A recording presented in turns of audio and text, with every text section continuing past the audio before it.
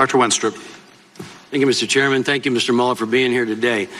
Mr. Mueller, is it accurate to say your investigation found no evidence that members of the Trump campaign were involved in the theft or publication of Clinton campaign-related emails? Yeah. Can you read or can you repeat the question? Is it accurate to say your investigation found no evidence that members of the Trump campaign were involved in the theft or publication of the Clinton campaign-related emails? I don't know. I don't know what they.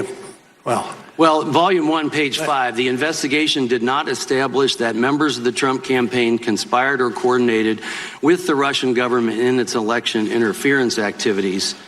So it would therefore be inaccurate, based on this, to describe that finding as open to doubt, that finding being that a Trump campaign was involved with theft or publication of the Clinton campaign emails. Are you following that, sir? I do believe I'm following it, but it is that portion of that matter, it does not fall within our jurisdiction.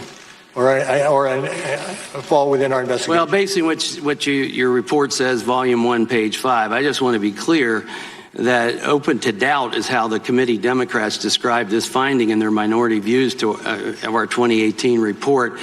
And it kind of flies in the face of what you have in your report.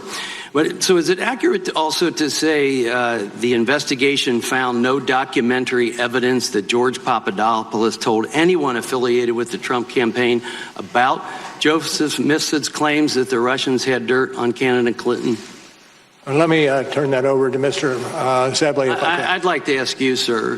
This is your report, and that's what I'm basing this on. And then could you repeat the question for me again? Yeah. Is it accurate to say the investigation found no documentary evidence that George Papadopoulos told anyone affiliated with the Trump campaign about Joseph Mifsid's claims that the Russians had dirt on candidate Clinton? I believe it appearing in the report that it's accurate.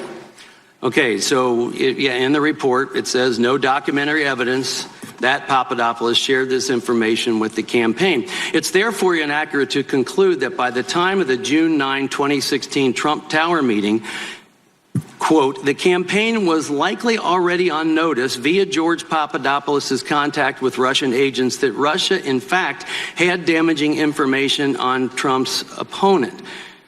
Would you say that is inaccurate to say that it's likely already on? I could direct you to the report. Well, I appreciate that, because the Democrats jumped to this incorrect collusion in their minority views, again, which contradicts what you have in your report. I'm concerned about a number of statements I'd like you to clarify, because a number of Democrats have made some statements that I have concerns with, and maybe you can clear them up. So a member of this committee said President Trump was a Russian agent after your report was publicly released. That statement is not supported by your report, correct? That is accurate.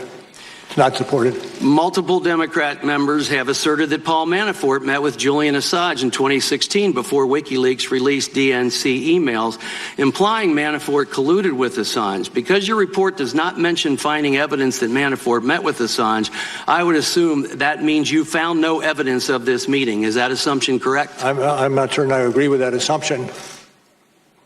But you make no mention of it in your report. Would you agree with that?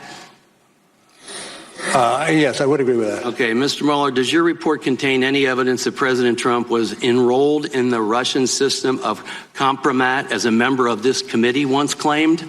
Well, what I can speak to is information and evidence that we picked up as the special counsel, and I think that's accurate as far as it goes. Thank you. I appreciate that. So let's go for a second to